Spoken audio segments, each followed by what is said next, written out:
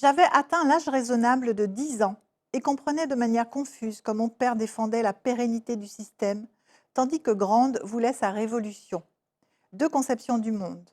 Mon père était féru de géopolitique et m'inculquait sa passion. Regarde, sur la carte, l'île n'est qu'une lentille minuscule, mais une lentille convergente.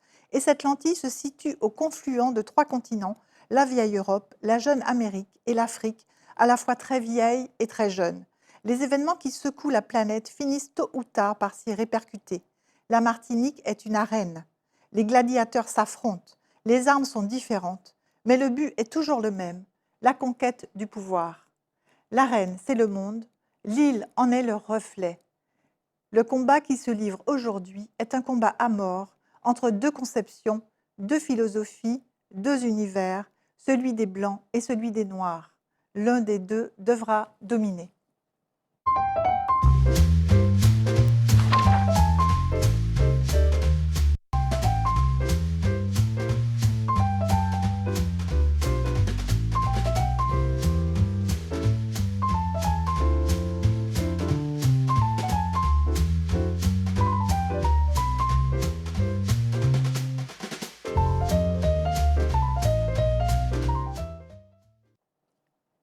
Bienvenue dans notre émission Au gré des pages. Aujourd'hui, nous recevons une autrice martiniquaise, connue pour ses fresques historiques qui explorent la mémoire, l'identité et la transmission.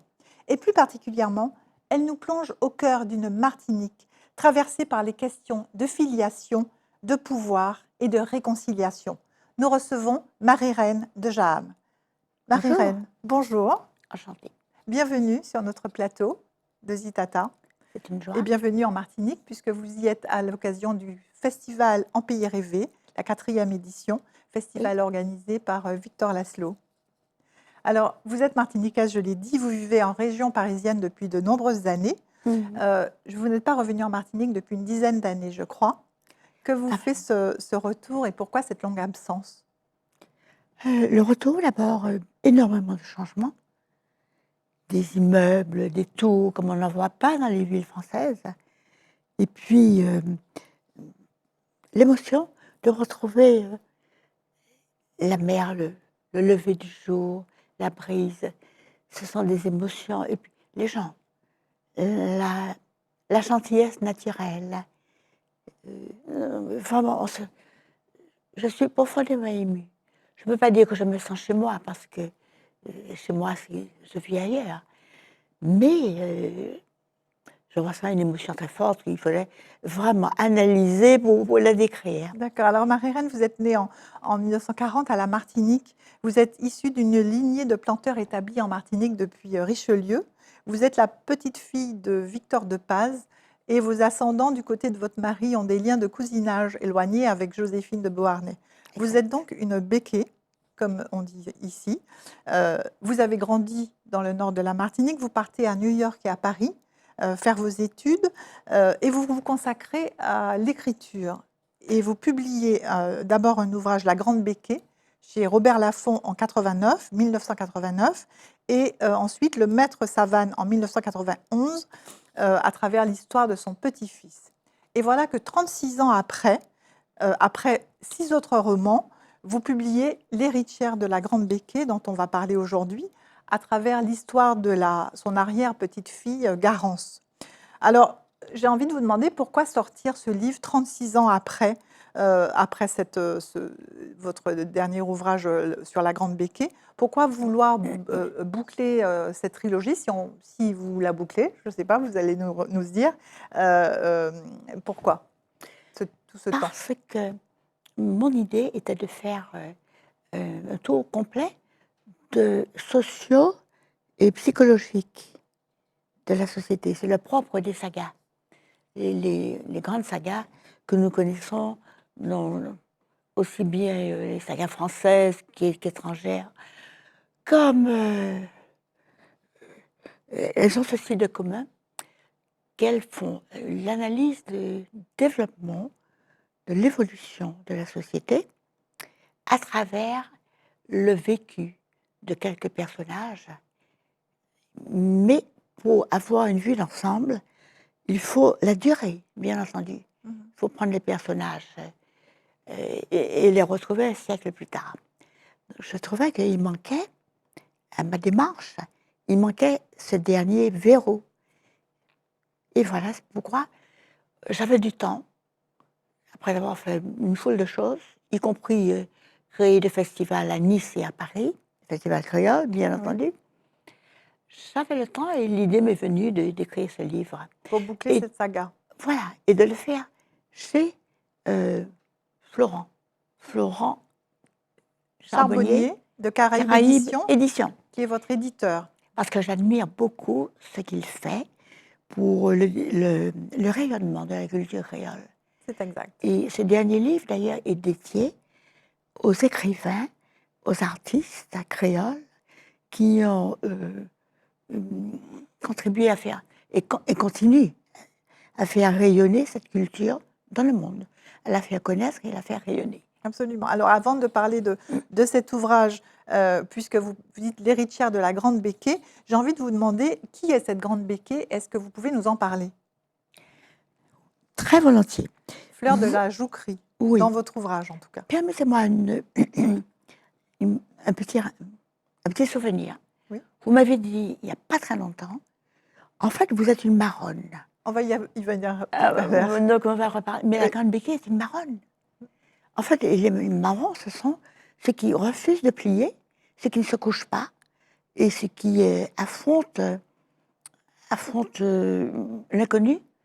Ou affronte le système établi.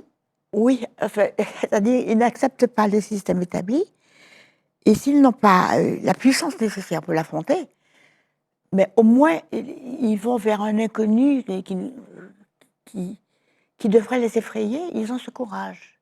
Mm-hmm. Alors on peut appeler ça une fuite, mais c'est aussi une recherche. Mm-hmm. C'est refuser de se coucher devant le système. C'est ça. Ma Grande Béquée, c'est ça.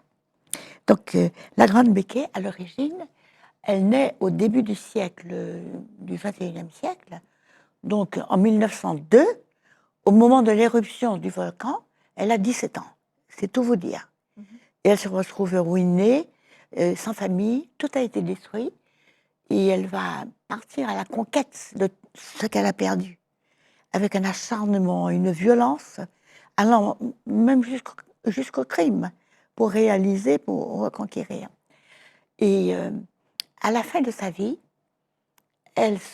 donc le roman va depuis 1902 jusqu'à les années 50. Mm-hmm.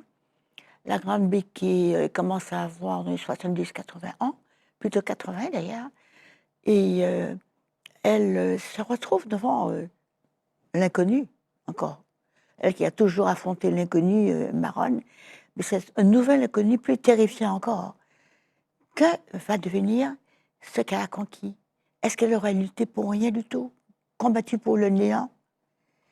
Ses héritiers, ses enfants, sa famille, sont des gens avides qui ne l'aiment pas et qui guettent l'héritage, en fait. Et elle le sait, elle ne les aime pas non plus. L'amour familial, c'est pas toujours la réalité, nous le savons. Oui. Bien qu'il y ait les plus belles choses. Et elle va se trouver finalement un héritier à la personne de petit-fils, un petit-fils oublié, quelque part, ressuscite pour ainsi dire, et dont à qui elle va confier, qui va être digne de recevoir son héritage. Donc ça, c'est la Grande Béquée.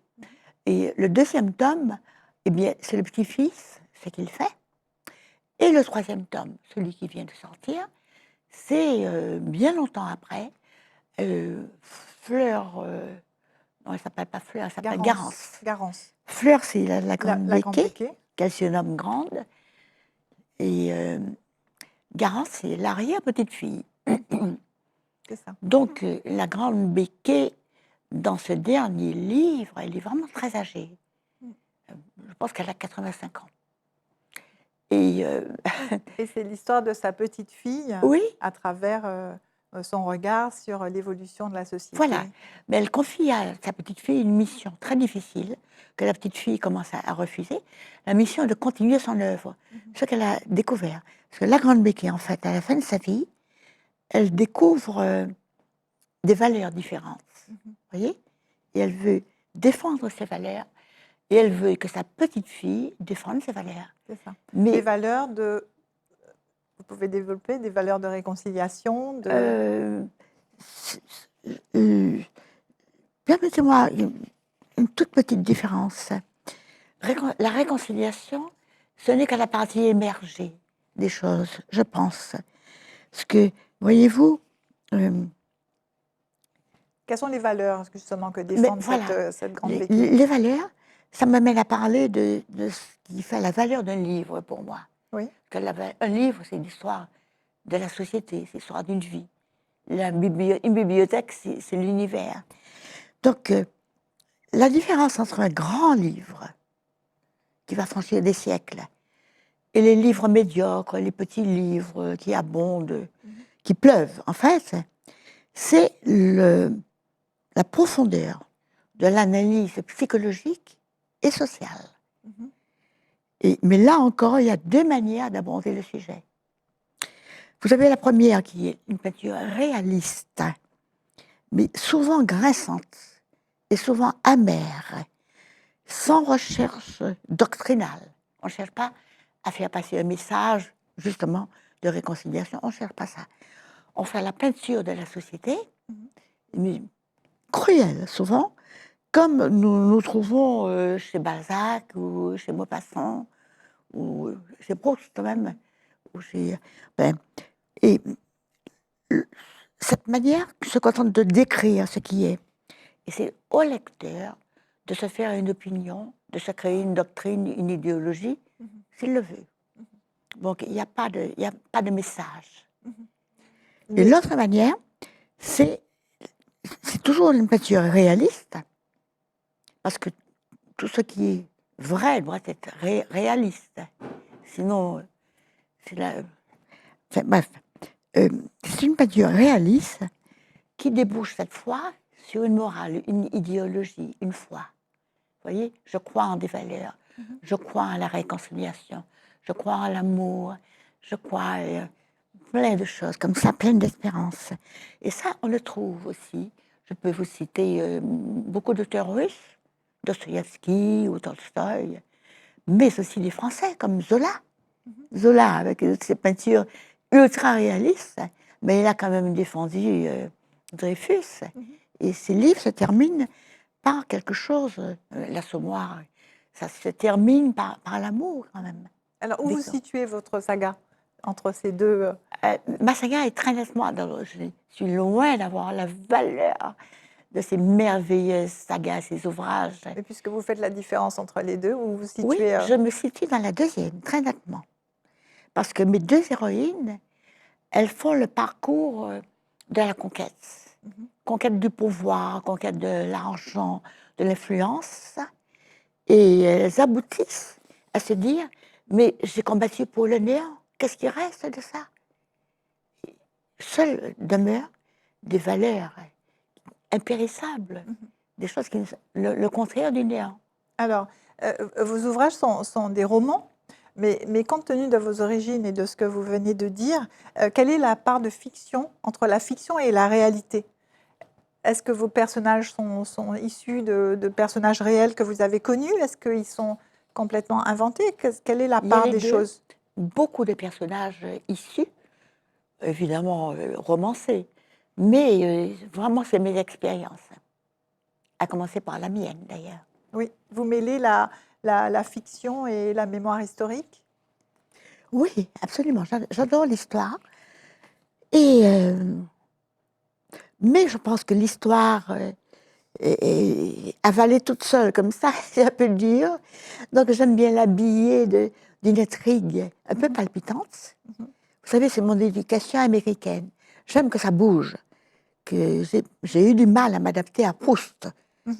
Mais, bon, enfin, on n'est pas là pour parler de Proust. Non, on est là pour parler de votre livre, et particulièrement de celui-là avec Garance, qui est votre personnage principal, et qui donc fait un mariage forcé et part à New York, où elle se permet tout. Je reprends votre citation. Est-ce que c'est pour répondre à une soif de liberté ou un sentiment d'enfermement qu'elle part, un enfermement déjà par le mariage, je vous cite, hein, « Je me suis haïe pour m'être prostituée en l'épousant sans amour ». Et vous dites aussi, la notion de liberté était importante. Vous dites, tu t'es cru libre, la liberté c'est autre chose. Il ne suffisait pas de quitter l'île pour lui échapper. Je réalisais que New York ne m'avait pas guérie. J'étais toujours une béquée, perpétuelle exilée, une anomalie post-coloniale, flétrie du sceau inflammant de l'esclavage. Cette Garance qui recherche la liberté, est-ce que c'est important pourquoi c'est important de fuir cette sorte d'enfermement? Et aussi, j'ai envie de vous demander, vous qui avez vécu à New York et êtes partie jeune de la Martinique, est-ce qu'il y a un rapport, un parallèle entre votre vie et celle de Garance? Absolument. Puisque Garance se marie très jeune, un mariage pas vraiment forcé, puisqu'elle a accepté. Mais enfin, elle devient très vite prisonnière du piège qu'elle a elle-même formé. Ça, le livre le raconte, je ne Oui, vais on va pas le on dévoiler. va pas tout dire. Et puis, New York est l'occasion pour elle de se libérer, et elle le fait de manière explosive. Elle balance tous les usages, tout ce qu'elle a appris, tout cet enfermement qui lui pesait inconsciemment. Elle est comme sa grand-mère, la grande Béquée. Mhm. C'est-à-dire, alors la grande Béquée disait, elle le dit, la grande Béquée a conquis une île, je voulais conquérir le monde. Parce qu'aujourd'hui, à notre époque, tout est mondial. En fait. On a une vision qui n'est plus du tout insulaire, mais qui est mondiale. Alors, cette Garance, elle va en classe, notamment au couvent de Cluny, qui existe toujours aujourd'hui, et elle a comme compagne de classe une jeune fille qui s'appelle Muriel, qui est aussi au couvent, et qui est sa grande concurrente et sa grande rivale, et en même temps, elle force un peu son admiration. Muriel est libre de ses mouvements, de ses tenues, elle force l'admiration de Garance, qui voudrait lui ressembler, Oui. mais elle se sent prisonnière, cette Garance. Et elle dit, à travers vous, je passais en revue les atouts de ma grande rivale, l'intelligence, la beauté, l'ambition, et aussi quelque chose d'autre, une qualité qu'à défaut d'autres mots, j'appelais souplesse. La souplesse enjôleuse, mélange de ténacité, de ruse, transmise par les siècles d'esclavage, et la lente émergence vers la liberté. Muriel était au-dessus des races, car elle-même est un mélange de races, au-dessus des codes. Est-ce que pour vous, c'est important, et est-ce que vous pensez que c'est toujours le cas aujourd'hui? Je pense que effectivement, les métis, c'est le mot, le métissage. Le métissage a créé des artistes qui sont souvent très beaux, et puis qui ont cette souplesse, qui est certainement, qui vient certainement de toutes les ruses et les compromis et les intelligences qu'il a fallu faire pour émerger dans un monde où tout voulait les écraser. Donc, je constate cela chez beaucoup de personnes de couleur que je connais. C'est un charme particulier. Alors, on revient sur le titre de votre livre, L'héritière de la Grande Béquée. J'ai envie de vous demander, de quoi hérite-t-on vraiment aujourd'hui? Ou en tout cas dans ce livre? Je ne vous parle pas du matériel, mais on hérite. Ouais. On hérite de l'honnêteté avec soi-même, avec les autres, de la recherche du vrai, du mieux, de monde meilleur, des autres meilleurs, des même meilleurs, de l'amour, enfin des valeurs comme ça. Ou alors on hérite d'horribles tares, ce sont des choses qui existent aussi. Hein. Ouais. On ne peut pas accuser les gens, hein. On est aussi ce que nous font nos gènes, bien Oui. sûr. Et alors, vos héroïnes sont toujours en recherche d'une sorte de réconciliation. En tout cas, la Grande Béquée, c'était un peu son cas, avec Garance qui est tiraillée entre deux visions de société. Est-ce que c'est une quête importante pour vous, que vous partagez et que vous avez voulu transmettre à travers vos ouvrages? Cette quête, une quête, oui, je l'ai dit, une quête du mieux, malgré le monde tel qu'il va aujourd'hui, avec ses violences, son injustice, toutes ces misères épouvantables. On a l'impression qu'on ne peut que baisser les bras, mais il y a toujours eu des gens qui n'ont pas baissé les bras et qui ont réussi à changer des choses. Ce sont toujours un tout petit groupe humain qui font changer des choses. On en a, l'histoire abonde en ce genre d'exemple. Donc, mes deux héroïnes croient à ça. Et à contre-courant de société qui n'y croient pas et n'y pensent pas, n'ont pas envie d'y penser. Des sociétés de consommateurs, de profiteurs, la profitation, comme on dit ici. Mais la profitation, elle est générale. Hein. On n'a pas besoin d'être riche pour être profiteur. Hein. Je veux dire, c'est un état d'esprit. Hein. Il y a des gens, j'ai connu des gens qui avaient 3 fois rien et qui donnaient. Ils donnaient leur nécessaire. Tout à fait, oui. Alors, vous parlez de la communauté béquée, qui est un sujet sensible ici en Martinique, souvent entouré de fantasmes et de tabous. Vous décrivez une façon de vivre, une façon de penser, sans ménagement, assez direct et sans détour. Vous êtes d'ailleurs, je pense, une des seules à avoir décrit le système. Pourquoi c'était important pour vous de lui donner voix, si tant est qu'on puisse donner voix à une communauté faite d'individus Oui. multiples et différents? Oui, c'est vrai, il y a des gens très très bien parmi les béquets, Eh ben, bien bien sûr, sûr. heureusement. Donc on parle d'une société en général. Comme je vous fais remarquer que dans mon livre, je décris aussi sans ménagement la société de couleur. Hein. Oui. Parce que, comme je disais, les profiteurs, il y en a partout. Hein. Il suffit d'avoir un peu d'argent pour commencer à en vouloir plus. Donc vous me demandez si... oui, je tenais, je ne pouvais pas faire autrement. Je ne peux pas écrire sans être sincère. Donc j'ai écrit, mais dans mon livre, il y a beaucoup d'hommages qui sont rendus au béquet aussi. Hein. Et la Grande Béquée incarne ce que les béquets ont de bon et qui malheureusement n'a peut-être pas été assez développé. Et j'ai dans ce livre aussi des gens de couleur, puisque tout est un peu dichotomique hein, entre des gens de couleur qui sont merveilleux.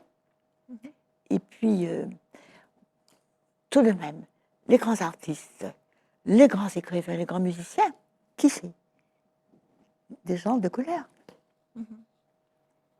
Je pense qu'on peut en trouver dans les deux camps et partout, en fait, dans tout type de Mais la société. majorité est largement dans le champ de couleur. Mais est-ce que vous ressentez vous aviez ressenti une responsabilité particulière en écrivant cet ouvrage? Vous qui vous êtes qualifiée, Oui, après notre oui. discussion d'hier, de marronne, justement, qui s'élève contre un système, est-ce que vous sentiez une C'est ma manière de responsabilité? combattre. Comme les marrons, c'est-à-dire je combats la lâcheté de se coucher devant le conformisme, même si on pense que c'est pourri et que ça débouche que sur du néant, quoi. Hein. Parce que comme on sait, quand on meurt, on n'emmène rien avec soi. Hein. Euh, donc, oui, je me sentais une responsabilité. Et prenant la plume, je ne pouvais pas faire autrement que de dire ce que je vois, ce que je connais. On n'est jamais complet. J'ai sûrement raté des choses importantes, mais c'est pourquoi j'ai écrit le 3e tome. C'est ça. Vous sentiez, vous aviez envie de participer à un débat à l'heure où la Martinique, où les Antilles en général se questionnent sur leur identité, sur les terres, sur la mémoire. Vous aviez envie de participer à ce débat? Tout à fait, oui. Oui, c'était important pour vous. Oui, Et je pense qu'il y aurait beaucoup à dire sur la politique, sur les orientations qu'on aimerait voir prendre. Si vous me questionnez, j'ai pas de Alors, tabou. alors, on a dit que vous êtes parti jeune de la Martinique, vous avez vécu à l'étranger aux États-Unis, à Paris notamment. Vous êtes peu revenu sur l'île et pourtant, dans votre livre, on ressent votre amour pour à la fois la Martinique, mais aussi la cuisine, les paysages. Et votre livre est rempli de mots créoles, d'expressions.